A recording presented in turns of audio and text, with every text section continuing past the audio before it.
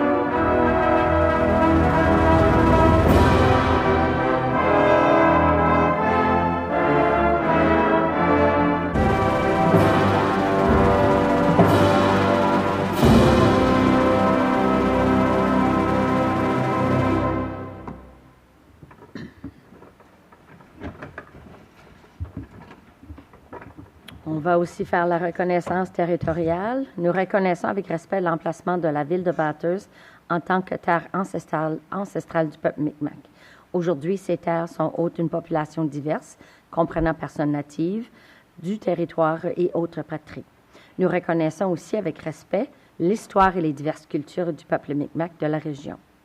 We respectfully acknowledge the city of Bathurst as the ancestral homeland of the Mi'kmaq. Today, these lands are home to a diverse population of indigenous and other peoples. We also acknowledge with respect the diverse histories and cultures of the Mi'kmaq in this region.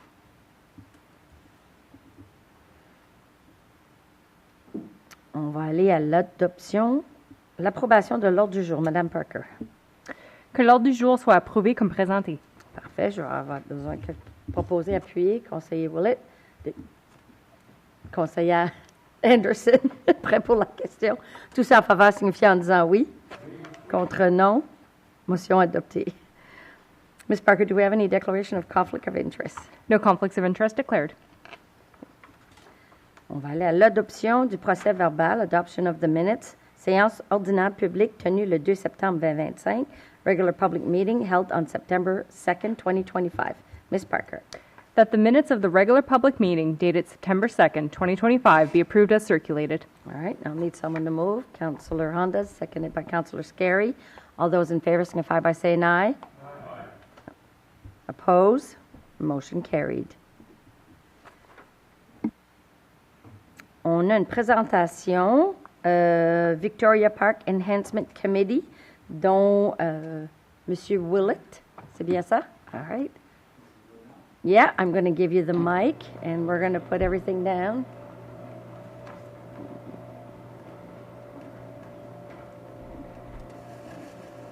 Madam Mayor, members of the council, thank you for this opportunity.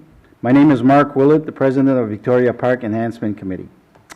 I'm here today to thank you for your support in the past for our park by lawn cutting, garbage pickup, as well as some the past grants that we received from the city. Our park, your support is vital to our park. We are a small group with a small budget, but we're proud of what we have accomplished in improving our green space in our subdivision. This year, we've continued with our improvement to the park, which included continuous work on the flower beds. Partnered with East Side Nursery to improve them, resize them to make it more manageable. We improved and maintained the community vegetable garden, and maintain raised beds for people with limited mobility, supplying doggy bags for people who walk their dogs in the park.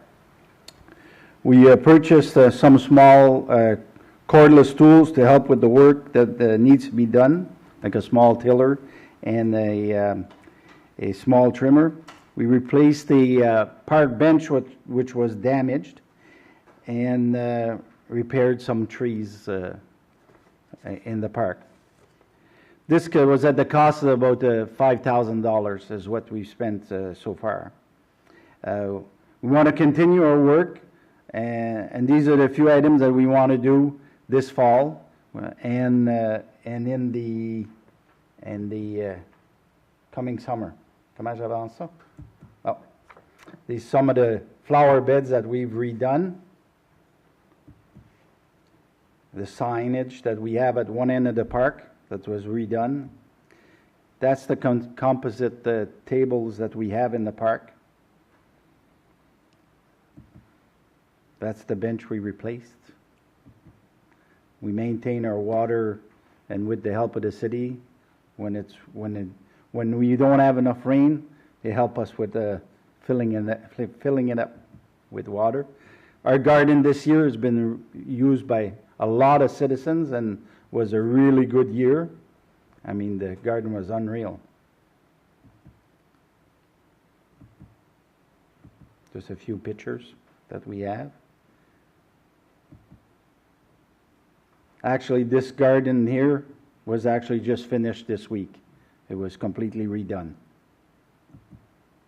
And some of the gardens that we need are flower beds that we need to work on for next year. And replacing of an older type table and putting a cement pad underneath it. We'd like to have the PAT also looked at down the road. We spoke about this a few times already. I know the guys or the crew are busy with projects at the city, and they've been helping us out with the bumps and stuff, kind of flatten them out when they come every now and then. So, but that would be one of our projects that we'd like to get done whenever they're available. It's just getting worse and worse all the time. And this flower bed was all redone just lately. And so I'm here today to ask to consider Victoria Park when you do your budget. We're asking for $5,000 to continue the work that we're doing in our park. Right. Any questions? Do we have any questions? Est-ce qu'on a des questions? Non. Oh. Nope. Conseiller Leblanc? Merci, Madame la mairesse. Moi, j'ai pas de questions, mais j'aimerais te dire, juste mentionner que j'ai pris la peine d'arrêter une fois cet été au parc. C'est vraiment beau l'entretien que vous faites là. C'est phénoménal. Il y a 2 parcs dans la ville où on a des comités, puisque c'est vraiment bien entretenu. C'est un des parcs, c'est Coronation, avec Madame la conseillère Henderson et le vôtre. Et je dois vous féliciter pour le travail. C'est vraiment un excellent travail. Vous avez évidemment un comité qui travaille très fort. Et je vous assure que de mon bord, ça va me faire plaisir de supporter cette demande encore une fois. Parce que quand on voit des citoyens aussi tant impliqués et le bien-être que ça apporte à la ville, je ne sais pas comment on ferait pour refuser vos demandes qui sont réalistes. C'est pas comme si vous arrivez avec des demandes irréalistes non plus. Ça fait que, de ma part, je voulais juste simplement dire merci et continuer. J'espère que vous allez continuer et que votre comité va continuer bien longtemps après mon passage. Okay. Merci. Merci. Merci. Councillor Burnett? Thanks, Madam Mayor. It was well spoken by my fellow councillor. Do the people on the street use it as well as the ones that are living in the apartments all the way around it? Yes, we're getting more and more young families that are moving into the area, and they're using the park quite a bit. Can they have a garden plot as well? Absolutely. The garden, and there's a couple that take care of the garden for us, like we till it and everything, we take care of it, but they actually divide it all up, Larry and Linda, and they Crows, and they actually divide it up in little plots, and then it's available to anybody. We had people down in Coffin Street and all the way down to the other end of the subdivision with a little square. Good for you. Thank you very much. Well done. And it's free of charge. What? But we don't supply the seats. Je vais faire l'écho de ce que conseiller Leblanc et conseiller Brunet dit. Continuez le beau travail. OK. Et c'est un projet qu'on voit chaque année que c'est de toute beauté. Ils sont très chanceux d'avoir le comité. Vous êtes combien sur le comité? On est 12 à la retraite. Pas mal. C'est pas mal. Il y en a 3, 4. I would say there's about 8 that are really, really involved. OK. But there's some people that are part of the committee that are mobility limited. So that's why we partnered with Eastside. They're helping us out. We give a little bit of labor, and they give us a little bit of advice to what plants to put in it and what's going to grow better and the less maintenance. So it's a nice partnership, and they've helped us quite a bit. Yeah. Ben, merci, puis dis merci au comité. Okay. Merci. Thank you. On va sur les finances. Total des comptes fournisseurs pour le mois d'août 2025. So, accounts payable total for August 2025. Ms. Parker. That the accounts payable totals, including payroll, for the month of August 2025 be approved as follows. Operating, $960,722. Capital, $921,692. For a total of $4,506,825. All right, I'll need a mover. Councillor Branch, seconded by Councillor LeBlanc. Before I go to the question, Mr. Pettigrew, I'll give you the mic. All right. Thank you, Your Worship. Following is a summary of disbursements for both the operating and the capital funds for the month of August 2025. In the capital fund, Deucet's Landscaping Limited received a payment of $4,735 for Rough Waters roadwork. Sang Vision Signs received a payment of $1,633 for a police vehicle wrap. Goliath Structural Services, Inc. received a payment of $41,692 for a swing set at Coronation Park. LCL Excavation 2006, Inc. received a payment of $779,939 for St. Anne Street upgrades. RH Fournette Trucking Limited received a payment of $14,950 for St. Anne Street upgrades. Roy Consultants received a payment of $42,328 for consulting services on various projects. Sansom Equipment Limited received a payment of $4,232 for West Booster Chlorinator project. St. Isidore Asphalt received a payment of $28,207 for miscellaneous aggregates for Rough Waters in Riverbank. Seascape Landscaping Limited received a payment of $3,977 for Yahal Beach building upgrades, for a total in the capital of $921,692. In the operating fund, Chaleur Regional Service Commission received a payment of $36,294 for garbage recycling sludge tipping fees. Gloucester Sealer and Asphalt received a payment of $34,303 for pavement markings. Green Thumb Landscaping Limited received a payment of $26,190 for flower bed maintenance. Irving Energy received a payment of $21,754 for bulk diesel and oil. Mistral Communication Inc. received a payment of $40,206 for corporate branding initial payment. NB Power received a payment of $143,514 for electricity. Robbie Show Burrito Contracteur Limité received a payment of $32,890 for refuse collection in Ward 2 in the LSDs. St. Isidore Asphalt Limited received a payment of $69,264 for miscellaneous aggregates. Wex Canada received a payment of $17,961 for fuel. Other recurring payments of $538,345 include invoices for animal control, repairs, and supplies, for a total of $960,722 in the operating. Total payroll for 4 pay periods was $2,624,410 for a total in the month of August of $4,506,825. That is my report, Your Worship. All right, do we have any questions? No question, Councillor Burnett. I seen the hand go up, but I didn't hear the button. We're good? Councillor Burnett. Oh, thanks, Madam Mayor. I forgot the push button. The park down in Yahal, I see there's some money's gone out to it. How are we doing with that, with the erosion on one side there close to the homes? Are we staying on top of that? Mr. Pettigrew? It doesn't seem like a lot was spent there. That's why I asked. Thank you, Worship. I can start off quickly, just to say that is definitely an ongoing project. It's something that's continuous, and there's always looking at options. I know the engineering department is continuing, but I'll let Mr. Wilbur give some more details on. Mr. Wilbur? Thank you, Your Worship. I do have a departmental update, actually. Oh, that's right. That's on the sorry, on the yeah. agenda later this evening, so that is actually one point that I'll Yep. certainly be happy to touch on at that time. Thank you. All right. Okay, so we'll go to the question. All those in favor signify by saying aye. Aye. Opposed?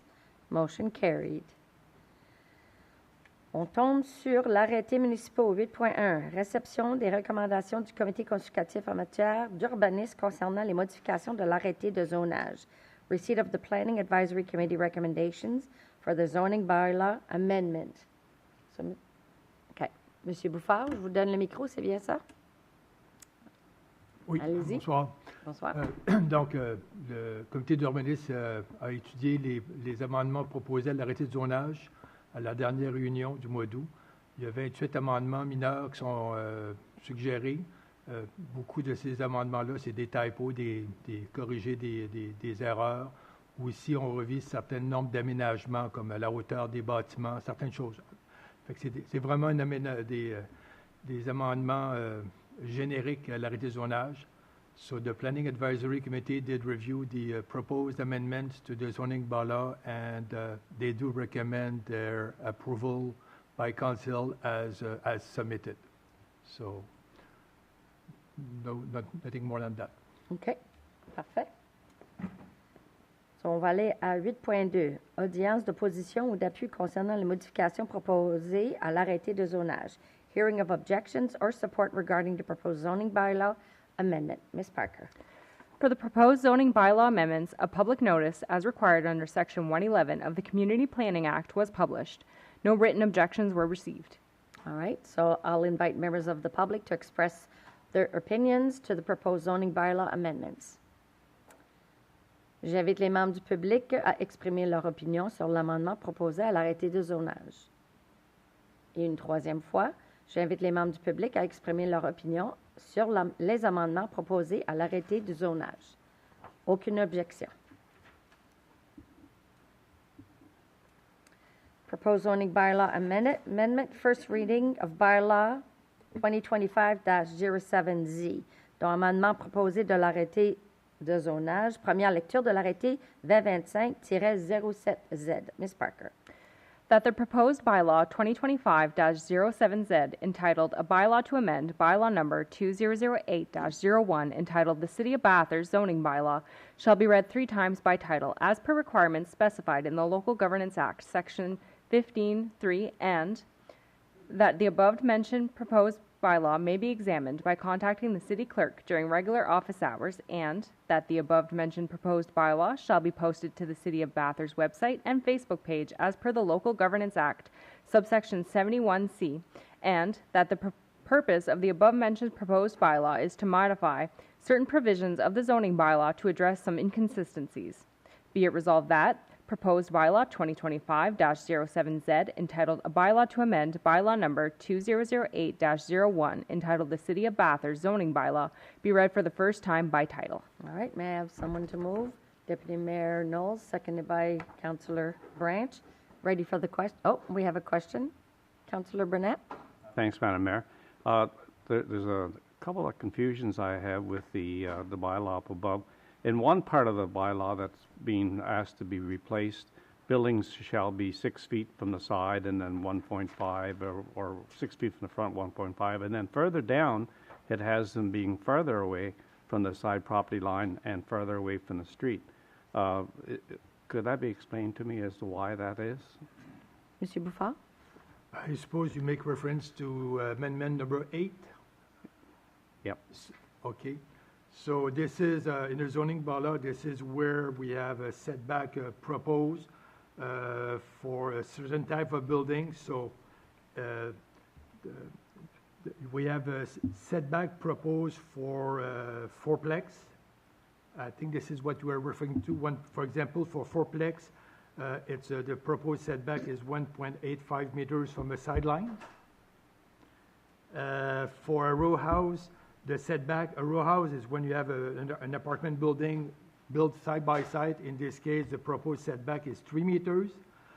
For an apartment building, this is for an apartment building, this is a building that is built in height.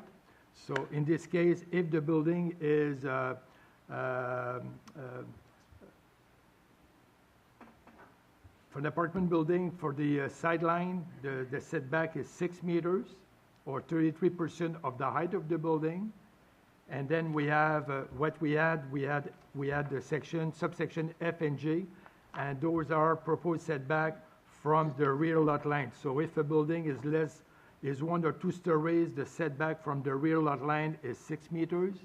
And if a building is higher than 2 stories, then we propose more setback, 9 meters from the rear property lines. So the setback from the side and from the rear property line is based mainly on the height of the building. The higher is the building, the more setback we will require from the side property lines and the rear property lines. Like 16D, for example, the subsection 3.13, it says no main building or main structure may be placed 7.5 meters from the right-of-way and 3 meters from the sideline, yet up above it says 1.5. That's just a different size of buildings, is it? Yeah, it's because I know it's an amendment to zoning bylaw, so if you have the whole bylaw, it makes sense. But then when you make an amendment section by section, you don't have the complete pictures. But if you had the whole bylaw, as I do have, Yeah. then so we propose various amendments in various section of the bylaw, and those standards, they vary based on the zone and the type of building. So again, Okay. on a document see, like yeah. that, I understand it's more complicated to follow, but when you have the original bylaw, everything is at its place. Like I remember in the bylaw that the new construction had to be architecturally correct for the street, for example. Sorry? New construction had to be had to be correct for the whole street. If it was all bungalows, then it was bungalows that continued instead of a 3-story in the middle. Is that so? So again, we have various zoning Bathurst, we have various type of buildings, and those setback vary case by case depending the zone and the type of building. What if a building comes down, like say in a storm or whatever? Can they build where they were, or do they have to follow this change? Okay, so if under the Planning Act, if a building suffered damage more than 50% of its structure, it has to be rebuilt in accordance with the new with the standards in place. So if someone wants to rebuild where it was and the building was a non-conforming, this is why we have the Planning Advisory Committee. So we bring those applications before the Planning Advisory Committee, and the committee has the power, the authority to grant a variance to allow the reconstruction where, for example, on the old foundations. So, but this is, those applications has to be reviewed and approved by the PAC. Okay. So when you are demolished, if you burn or demolish, then you lose your acquired rights, except unless the Planning Advisory Committee grant a variance. Okay. In a subdivision that's well established, for example, and over the years, some buildings got a little closer to the road than the neighbors, and now some neighbors want to be as close to the road as their neighbor. Can that happen, or can it be grandfathered in? No, there's no grandfathers. No, in this case, if we have specific standards in the zoning bylaw. If someone wants to go beyond those standards, they have to apply for a variance. So it's every application is reviewed case by case.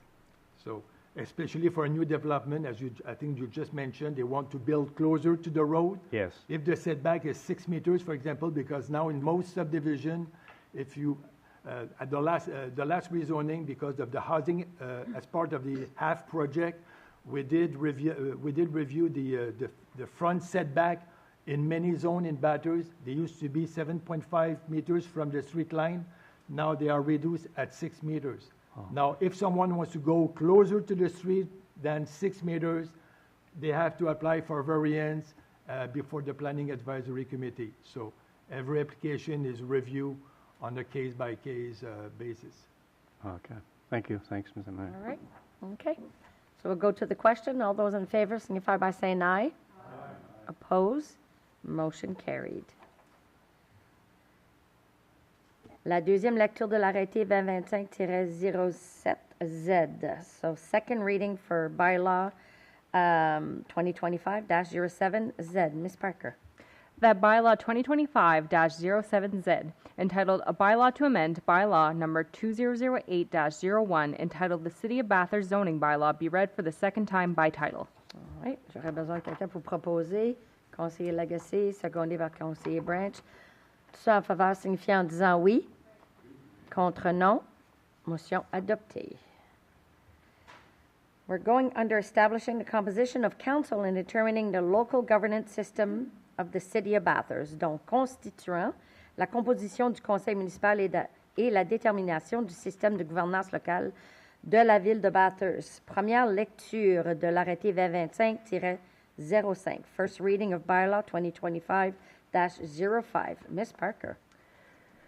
That the proposed bylaw 2025-05, entitled Establishing the Composition of Council and Determining the Local Governance System of the City of Bathurst, shall be read 3 times by title, as per requirements specified in the Local Governance Act, subsection 15.3, and that the above-mentioned proposed bylaw may be examined by contacting the city clerk during regular office hours, and that the above-mentioned proposed bylaw shall be posted to the City of Bathurst website and Facebook page as per the Local Governance Act, subsection 71C, and that the purpose of the above-mentioned proposed bylaw is to amend the composition of council in anticipation of the May 2026 municipal elections.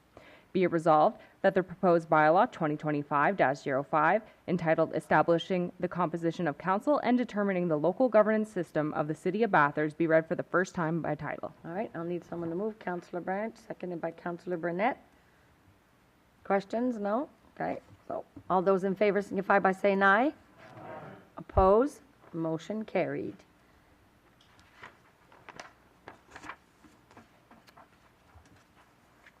We're going to go to the second reading of the bylaw 2025-05. Ms. Parker. That bylaw 2025-05, entitled Establishing the Composition of Council and Determining the Local Governance System of the City of Bathurst, be read for the second time by title. All right, I'll need someone to move. Councillor Honda, seconded by Councillor Legacy. All those in favor signify by saying aye. Aye. Oppose? Motion carried. On va aller à la résolution provisoire, membres votant avec l'UMNB, donc UMNB voting members. Ms. Parker. Be it resolved that the Council of the City of Bathurst hereby resolves that Councillor LeBlanc be appointed as the voting member at meetings of the Union of Municipalities of New Brunswick, UMNB, with Mayor Chamberlain appointed as an alternate voting member. All right, I'll need someone to move. Councillor Anderson, seconded by Councillor Willett. Go to the question. All those in favor signify by saying aye. Oppose? Motion carried. So this will be very interesting, our meeting on October 2nd in St. John. One of the first ones, and I think l'AFMNB is a couple of weeks later in Fredericton.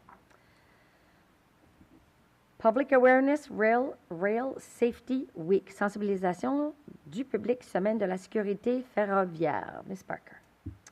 Whereas Rail Safety Week is to be held across Canada from September 15th to 21st, 2025, and whereas 261 railway crossings and trespassing incidents occurred in Canada in 2024, resulting in 68 avoidable fatalities and 58 avoidable serious injuries, and whereas educating and informing the public about rail safety, reminding the public that railway rights of way are private property, enhancing public awareness of the dangers associated with the highway rail grade crossings, ensuring pedestrians and motorists are looking and listening while near railways, and obeying established traffic laws will reduce the number of avoidable fatalities and injuries caused by incidents involving trains and citizens. And whereas Operation Lifesaver is a public-private partnership whose aim is to work with the public rail industry, governments, police services, media, and others to raise rail safety awareness, and whereas CN and Operation Lifesaver have requested City Council adopt this resolution in support of its ongoing efforts to raise awareness, save lives, and prevent injuries in communities, including our municipality. It is hereby resolved to support National Rail Safety Week to be held from September 15th to the 21st, 2025. All right, I'll need someone to move in second. Deputy Mayor Knowles, second by Councillor Legacy. Ready for the question? All those in favor signify by saying aye. Oppose? Motion carried. Bon, on s'en va dans les rapports de l'administration, reports from administration. So we have our economic development report by our director, Chris Legacy, and can't tell you how excited I am. After reading the information, it's some very good news. Et on va donner la chance de préparer la présentation et puis pour y aller de l'avant.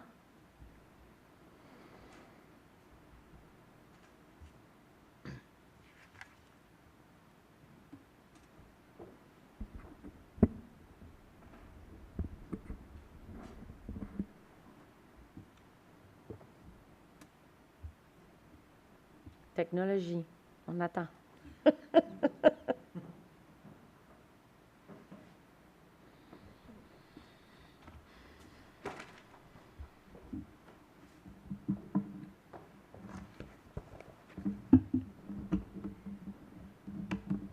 n'était pas branché.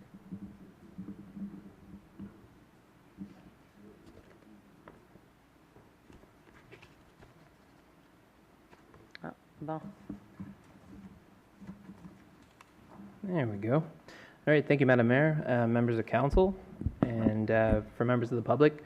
My name is Chris Legacy. I'm the Director of Economic Development. And as the Mayor mentioned, I'm happy to give an update on our Housing Accelerator Fund progress to date. So just as a reminder to everyone, the Housing Accelerator Fund was a federal initiative that provided funding to municipalities that commit to lasting housing reforms. So the goal was to help remove barriers to development such as slow approvals and restrictive zoning, so that we could help build more homes faster. Last year, the City of Bathurst was awarded just over $3 million, and we signed an agreement with the federal government on March 1st. In exchange for that funding, we had a target of 160 permitted units through 2026, and we also had an action plan that we'd committed to that contained 7 different action plan initiatives. Those initiatives were reducing residential parking requirements. So we reduced the parking requirement from 1.5 spaces per residential unit down to 1. We managed to increase housing density through meaningful changes to our zoning bylaw. So that includes increased allowable height for residential builds, particularly in our downtown. We increased the number of units that are permitted on single lots in established neighborhoods up to 3 units, and in new subdivision developments you can go up to 4 units. And we also, in those new subdivisions, reduced the required lot size, so it helps developers yield more developable land with the space they have. Another way to get more units on a single lot is through the accessory dwelling units. So we have attached ADUs, which could be a basement apartment, or we have detached ADUs, which could be like a loft over a garage. We've also streamlined the permitting process by authorizing more approval authority to the Director of Planning. There's certain instances where we've eliminated the need to go to PAC.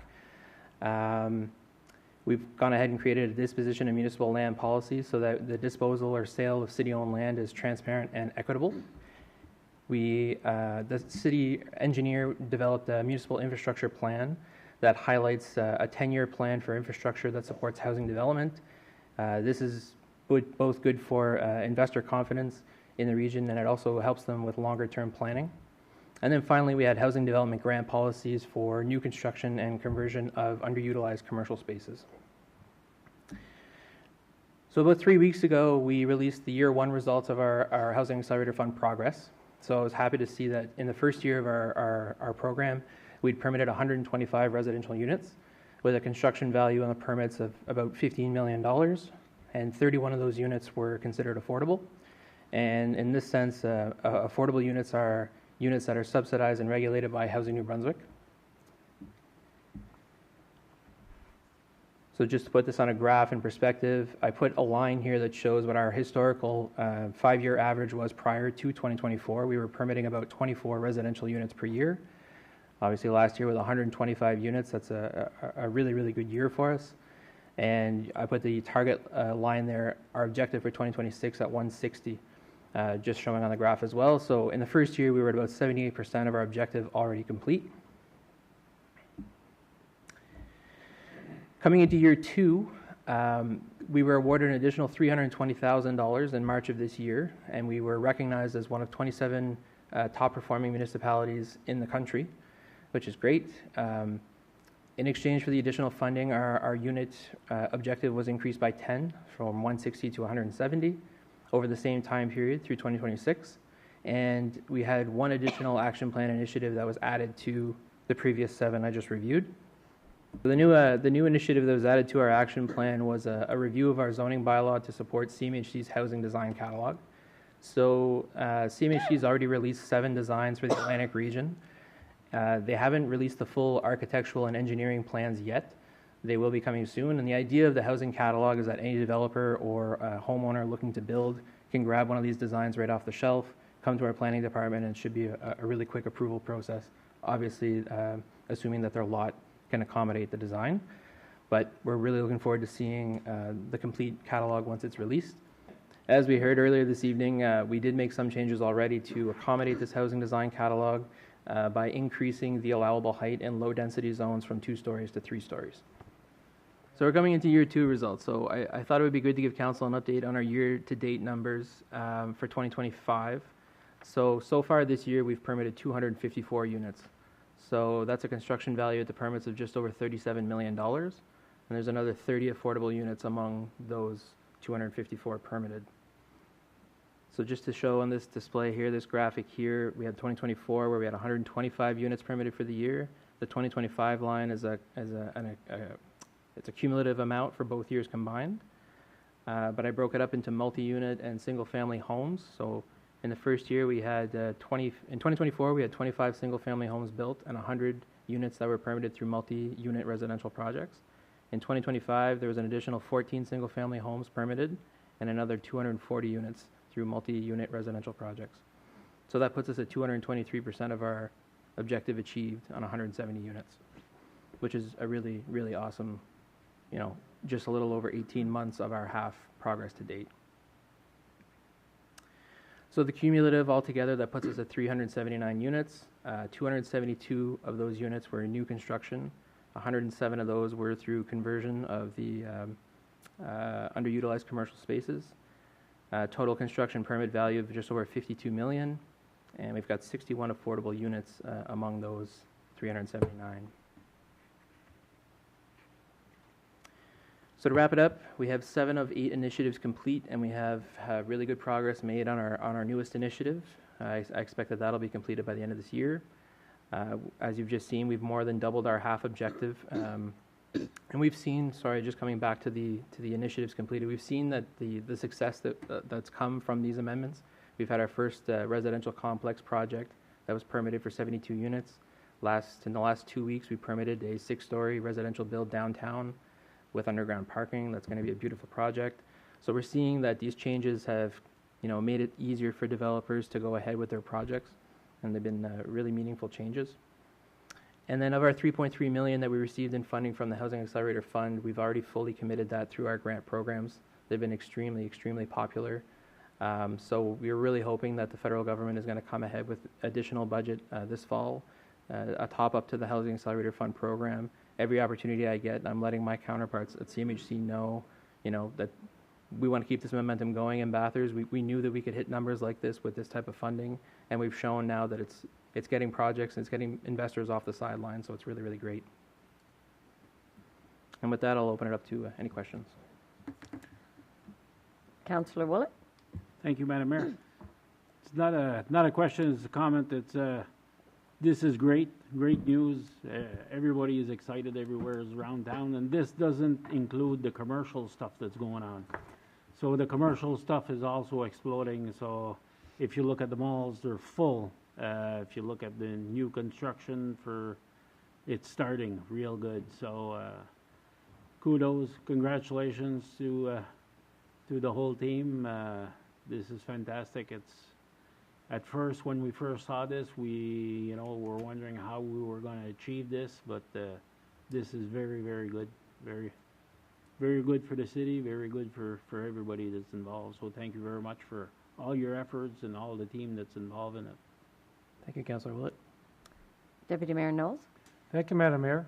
Thanks for that good news report. It's really nice to see Besides local investors, obviously there must be a lot of private investment coming in from outside jurisdictions. Is that correct in saying that? Yep. Thank you, Deputy Mayor. Well, so we actually are seeing a lot of outside investment. It's really great. We've seen some investment coming from Quebec, some investment from Prince Edward Island. And, the feedback we've been getting, in this particular case with the investor from Prince Edward Island, he's been super happy about, how easy it's been to deal with the city to get his project going.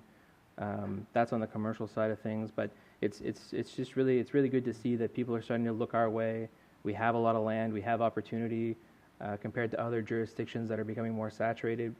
Our land is still relatively expensive or inexpensive, I guess, in that regard. So it's great to see. Yeah.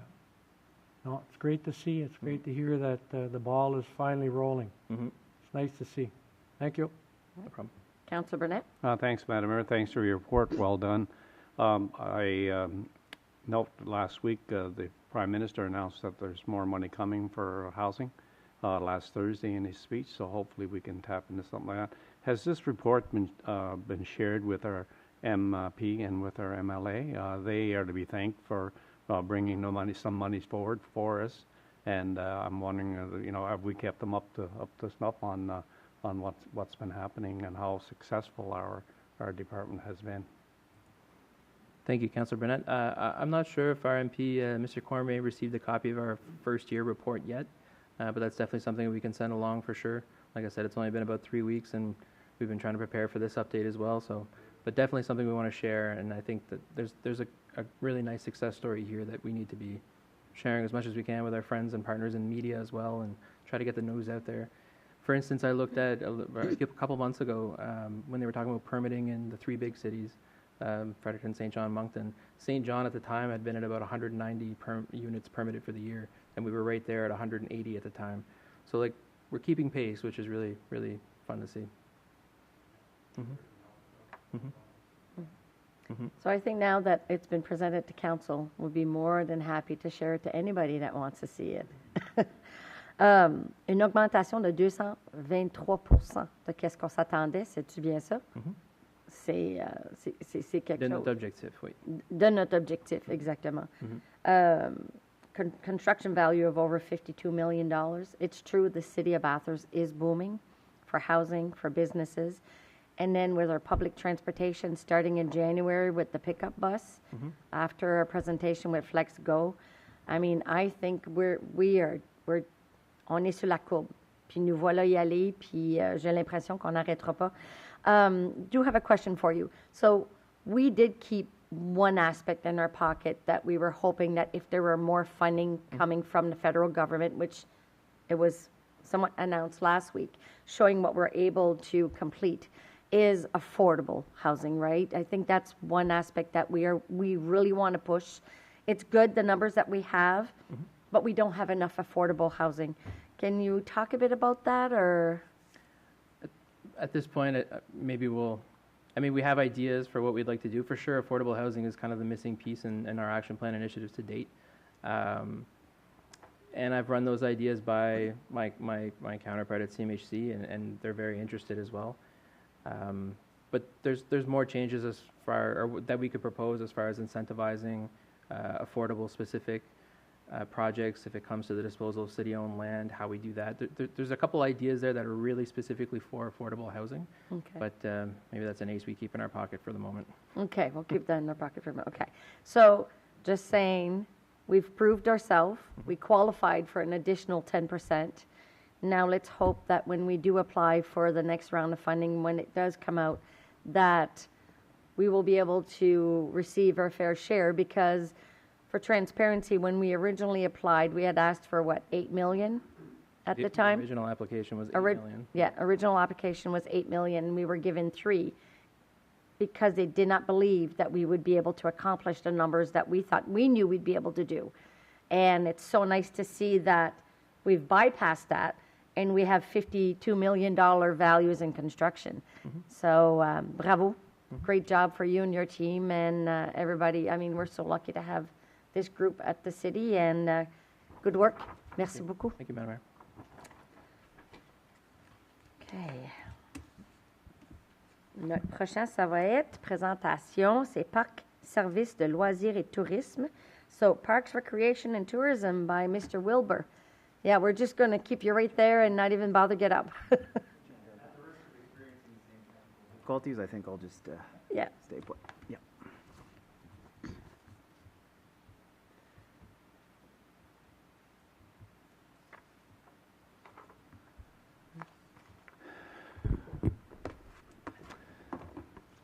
All right. Good evening, everyone. My name is Ryan Wolber. I'm the director of the Parks, Recreation, and Tourism Department with the City of Bathurst. And I guess it's been some time since I've been here to provide a bit of a departmental update. So got a lot of ground to cover and some highlights to share about what's been happening within the department.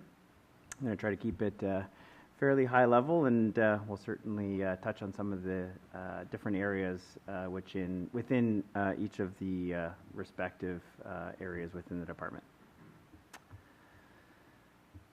So to start things off, I'd like to share a few updates with regards to the Bathurst Aquatic Centre.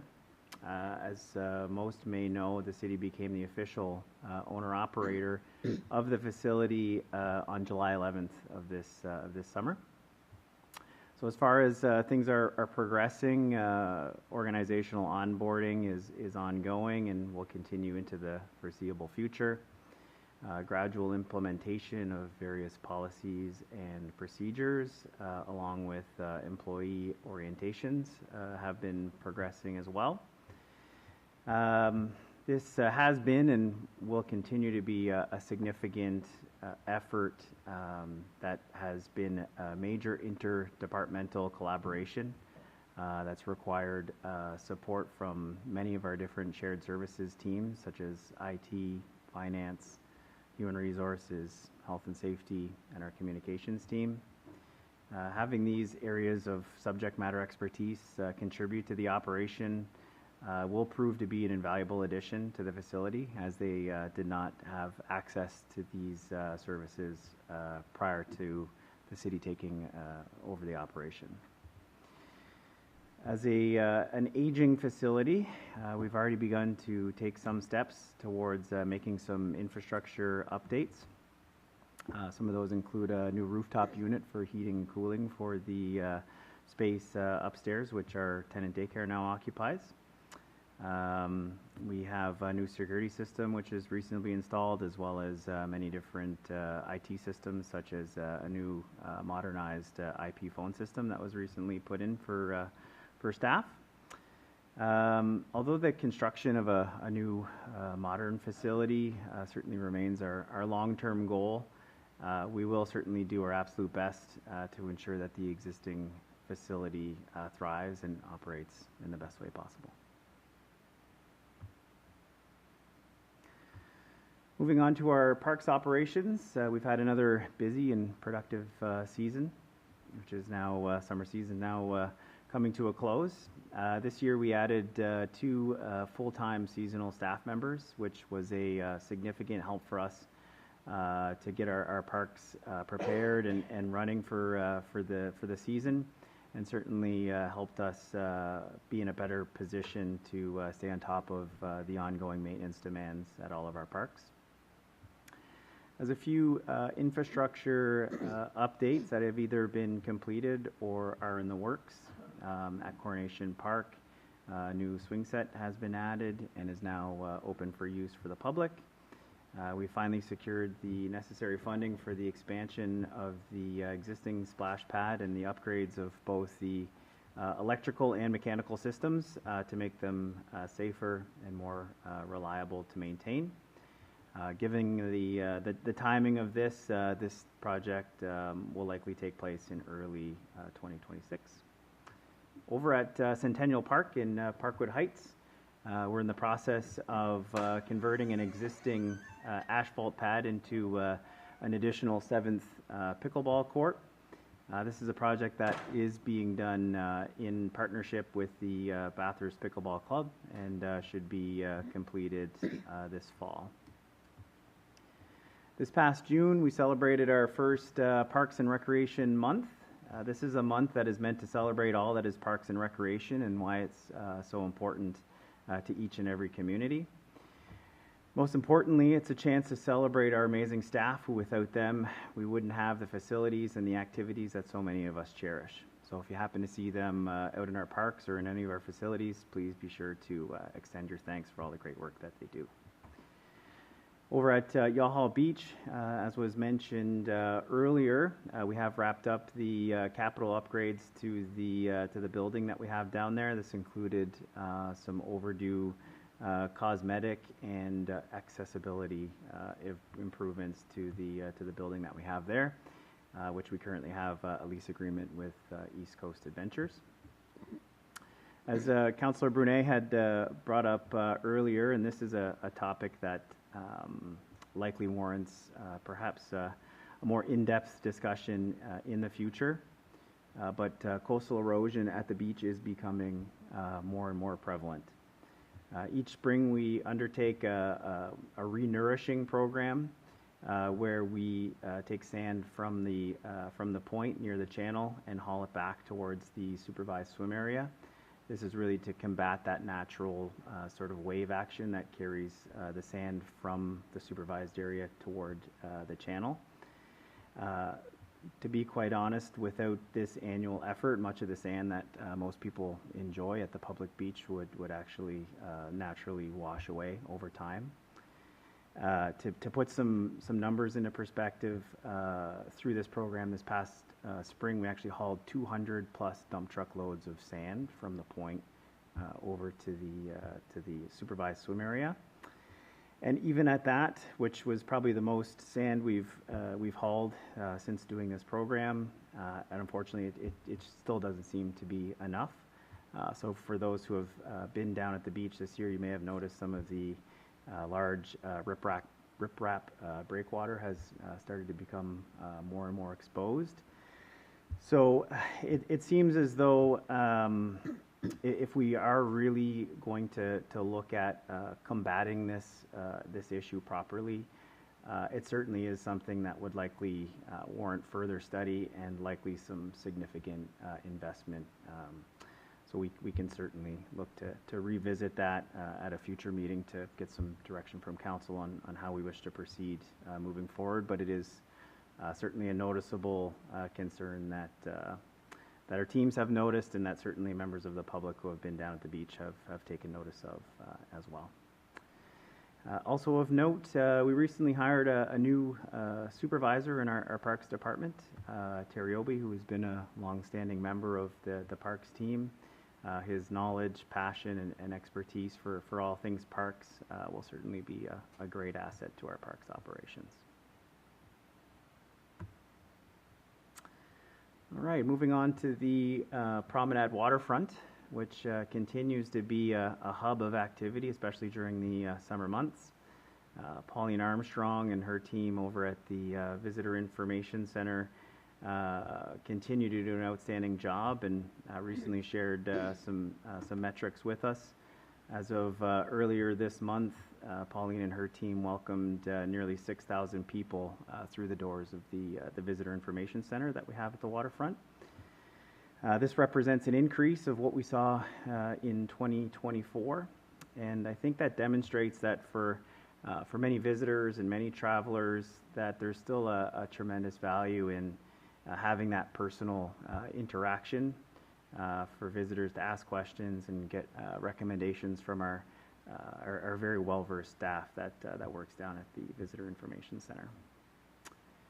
On the infrastructure side, our capital project to repair and replace sections of the boardwalk has wrapped up, but more on this and other areas of the site will be needed in 2026 and going forward. Much of the infrastructure that we have at the waterfront has started to show its age, and further investment will certainly be needed to maintain this very important asset for us. We've had plenty of events and activities happening at the waterfront, as always, throughout the summer, with music 5 nights a week. We hosted the Hospitality Days Idol. There's artisan workshops, which have been happening down there, which have proven to be quite popular. And this coming Saturday, we're going to be hosting the Harvest Festival. So it's always a great event, so certainly encourage everybody to get downtown and check that out. It's also happening in conjunction, I believe, with the Corvette show and some other things downtown. So should be a great activity for the whole family. Lastly, our sales through the Chalbay Artisan Boutique, which the city operates down at the waterfront, have proven to be very strong this year. In fact, our sales numbers broke any previously existing records that we had for sales at the boutique this year. So both Debbie and Pauline have been trying to bring in some different products and certainly have proven to help drive some traffic and to bolster our seasonal sales revenue. Over to the KCI, KC Irving Regional Center. As most of you know, this past hockey season marked the end of an era with the departure of the Acadie Bathurst Titan. So certainly that was a bit of a heartache, a bit of a loss for the local hockey community, but alas, despite this loss, we're extremely proud to be welcoming our new major tenant in the Chaleur Lightning of the Maritime Junior Hockey League. And for those of you out there who are hockey fans and maybe wondering what level of hockey they can expect this coming season, trust me when I say you will not be disappointed. The historic home opener scheduled for this Friday at 7 p.m. For those of you looking to get tickets, if you already haven't done so, you can get them online through ticketboutique.ca or in person at the box office at the arena. Let's really fill that arena this weekend and give these guys a real North Shore welcoming. Demand for ice at the facility has really never been better. This past spring and summer, we've had the privilege to host some new hockey programs, summer camps, spring ice, and the demand for primetime ice continues to grow. On the infrastructure side of things, the capital project that we had planned for this year to replace the ice plant controls has been commissioned and is nearing completion. This is the system that essentially is the brain of our ice plant that controls all of the automation required to maintain our ice surfaces within the facility. With the arrival of the new team, we've also installed an updated digital screen that came to us with the team from the Grant Harvey Center. Although it's a bit smaller in size than the one it replaces, it did replace an older, outdated screen that was often problem-plagued, and this new addition will certainly be a much welcomed upgrade to the facility for the upcoming season and years to come. For anyone who's been around the building a little bit, you might notice a bit more blue and white as we've been making some updates in and around the facility to align with our new tenant and their branding. I might be biased, but I think it looks pretty great. So it's nice to see some fresh colors in there and some new branding elements that we have throughout the building. The Florence Russi Room, which we have at the KCI, is a popular multi-purpose space for seniors that will be seeing some updates, which are going on currently, which is thanks to some funding that we received through the province. And lastly, just a small note, as a result of some newly freed up space by changing major tenants in the building, we are in the process of setting up a new boardroom space over at the KCI. So this will fill a long time void for a smaller size meeting space in the building that will not only be very valuable internally for staff and for tenants, but also for other outside groups who use the facility to host their events.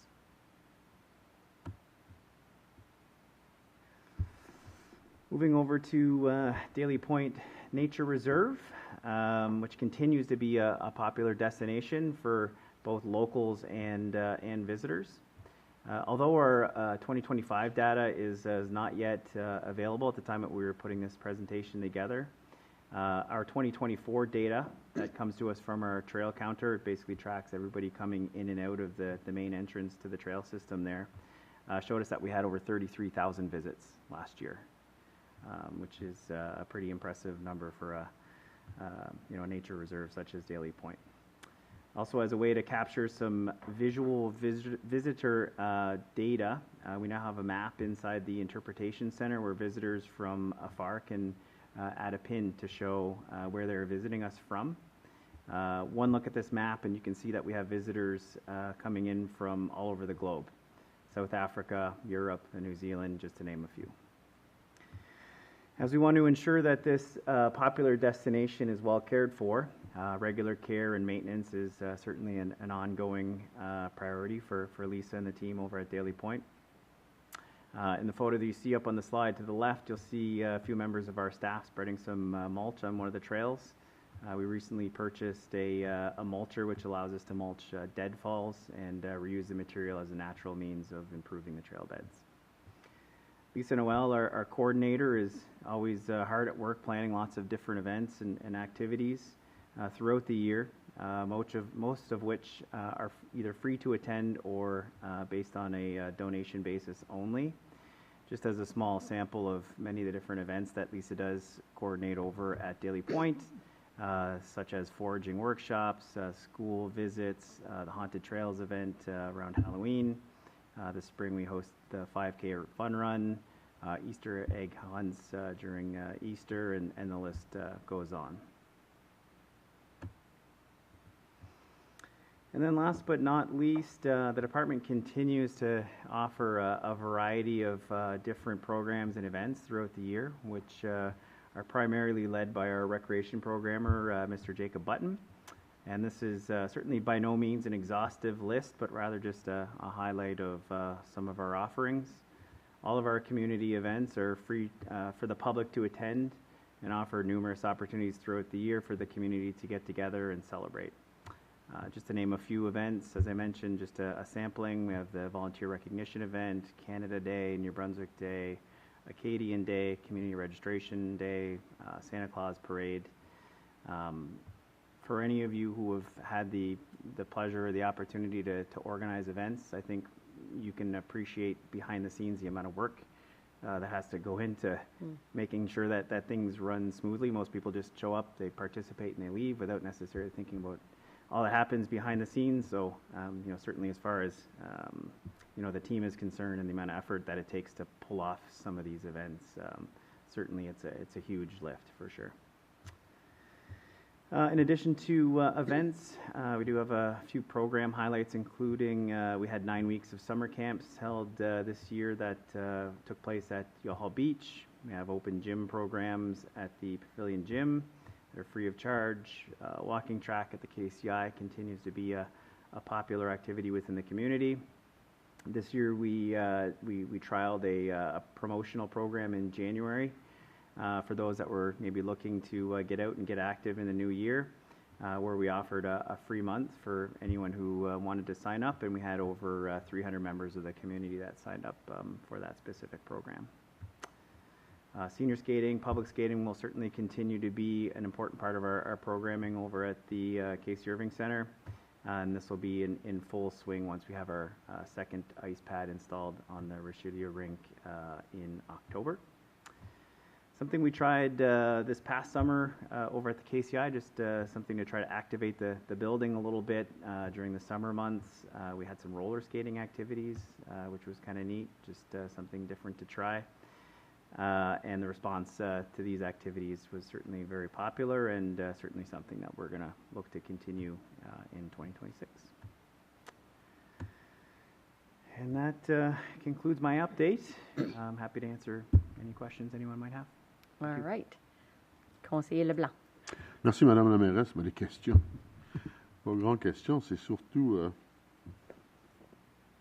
je suis pas mal fier de notre staff, tout de suite, là. Honnêtement. Vous deux ce soir, c'était incroyable. Vous avez présenté. Écoute, je pense que ça se résume bien.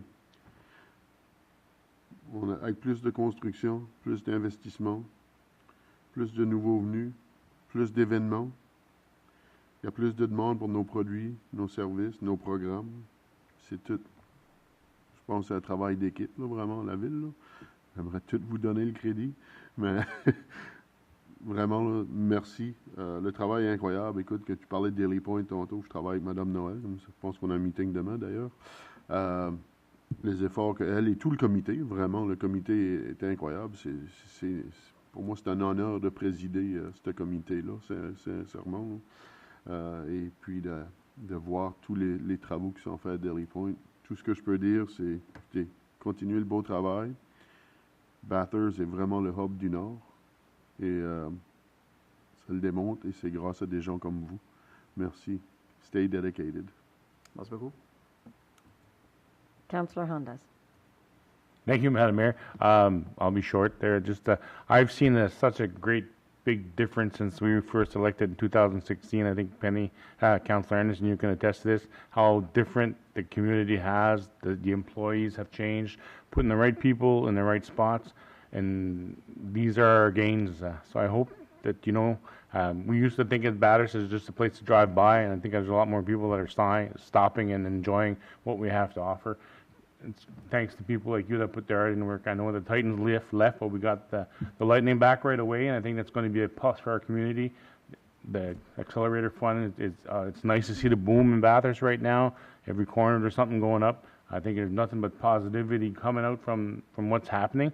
And as Councillor LeBlanc once said, it's a team effort. It goes from council to CEO to employees, managers, hard workers that we have. And I think there's finally une fierté de travailler pour la ville de Bathurst présentement qu'on n'avait pas avant. Ça, c'est un gros défi qu'on avait. Puis je pense que depuis 2016, on a approché avec les deux mains fortes. Là, félicitations à tout le monde, puis continuez le beau travail. Councillor Burnett. Thanks, Madam Mayor. That was well put. My question is about the boardroom. That's available to the public now? Oh, I'll give you the mic. There you go. So if a business wants to have a meeting with a group, they can get that boardroom? Thanks for your question, Councillor Burnett. It's in the works at the moment, so it's not quite completed, but certainly once it is available for bookings, we'll certainly be able to communicate that out publicly. How many seats do you think? Depends on configuration, but probably similar to, I guess, the boardroom which we have here at City Hall in terms of capacity. Oh, it's a good place. You get lots of parking and good atmosphere. So yeah, absolutely. It would be a good place for a business to have a meeting. It's been long overdue space to have at the facility for sure. Thank you. Well done. Good report. Thank you. Councillor Willett. Thank you, Madam Mayor. So, one of the questions was the boardroom, so I guess that answers that. Our old screens, that's something we just disposed of that wasn't worth. Thank you, Councillor Willett. Technically speaking, that previous screen was not our property, so it was sold off to a third party who has taken it out of the facility. Okay. However, the new screen, which is now installed and operational, is actually the property of the municipality, so it gives us a little bit better opportunity to leverage it as we need to for other events. The other thing is our skate park. Our skate park, which was successful again this year, lots of people using it and everything. Mm-hmm. I just got a little complaint for the paint that was put down. I don't know if it was to cover graffiti or what on the floor, but I guess it wasn't very good for the skaters. So. Yeah, certainly combating the ongoing issue of inappropriate graffiti is always a challenge. The team has, with some success, used graffiti remover, but in some cases it's unfortunate that it just can't be removed depending on the type of product that whoever spray painted it had used. So I believe in this particular case, the crew had no choice but to paint over it, which from what I understand left a little bit of a different sort of texture on the surface. Yeah. So hopefully that can be repaired or remedied we can certainly with another kind of paint or whatever. And then the last thing for me is we've talked already this week about stuff being stolen. So for everybody listening and everything, there's stuff that's being stolen that just don't make sense, that people are stealing, and really they can't dispose of it or anything. So, if I don't know if we need to put a website on stuff that disappeared and the date that it disappeared and what it is, because the plaque at the U-Haul Beach and stuff like that, and even portable washrooms, you were telling me, that disappeared. I mean, people are stealing a porta potty, like, this is ridiculous. So, like, hopefully we can set up something for the city. When something disappears, we should be posting it, so that the average citizen knows that it's been stolen and everybody can have a lookout for it. So It is certainly an ongoing issue. We've had, unfortunately, numerous break-ins despite having security cameras in the area and despite some of the deterrents that we've put in place. I think we've now had 2 separate occasions where our propane cylinders from behind the case room, which we have by regulation, we have to store them outside. We can't keep them inside the building. We've had 2 separate instances where those were cut into and stolen. So certainly an ongoing issue. keep on the good work. It's nice to see everybody going, and I know I was a bit not reluctant, but worried about the new walking trail, but it looks real good, and people are finding it. They're bypassing and they're finding it. So we're just waiting for that new crosswalk to get in there before the end of the year. Yeah, kudos on that. Thank you. Okay. So the splash pad, are we expanding it as well? So we're renovating and we're going to expand it even bigger? That's correct. We should have a request for decision here in front of council sometime within the next few weeks. We're working on finalizing that RFD. But in a nutshell, essentially, with the scope of work that's being planned, it will effectively double in size, as well as making some very important upgrades to the electrical and mechanical systems, because currently it's not a great situation when it comes to having to do maintenance, because it is below grade. So a lot of those systems will be brought above grade to make it safer and easier for our teams to provide the necessary maintenance to those systems. Okay. So the waterfront and the U-Haul Beach, tourism is a big factor. It's getting even bigger. Through the Regional Service Commission, they've put in to hire a new employee because they did a study, and one of the projects that they want to do for Bathurst is this person would be hired to have, je vais le dire en français, des forfaits de 2-3 jours avec tout ce qu'il y a à faire dans la ville de Bathurst et la région Chaleur, puis travailler avec les entreprises, tout ce qui est touristique, puis avoir des paquets de forfaits pour que les gens, quand ils viennent s'installer, fait ça s'en vient pour 2026. L'étude a été faite. Je pense que la présentation va venir à la ville de Bathurst, mais c'est vraiment un beau projet côté touristique. That being said, I think that, last year we informed you that you needed to ask for more staff, which is great. You had 2 full-time staff, seasonal staff to help you. This year in the ask, we have to invest in the waterfront. We have our beach. We grade the beach. We work with the beach. So we all know it's going to be budget season. It's not easy to make big decisions, but tourism and these are going to have to be a big factor in our budget this year. We can't lose the momentum that we have right now. It's already in the operational plan, so you'll see it in a few weeks' time when we sit down to go through budget. So good. Believe me, the ask is there. Good. All right. Well, thank you very much as well. Great. These are 2 great presentations this evening. And I like the fact that you've added, here's what's working and here's what's not working and here's what we need. So it's a true picture of what's truly happening. Thank you very much, Ryan. Thank you. Okay. Bon. Ms. Parker, do we have any committee reports? There are no committee reports. Okay. We've actually touched base, Mr. Wilbur has touched base on this, on a couple of things, but we really want to wish the Lightning Chaleur a fantastic season as they're kicking off their home opener game this Friday at 7 p.m. So let's all come together, let's support the team, and let's fill that stand. So go Lightning. Donc, nous voulons souhaiter une excellente saison au Chaleur Lightning qui vont jouer leur premier match à domicile ce vendredi à 19h.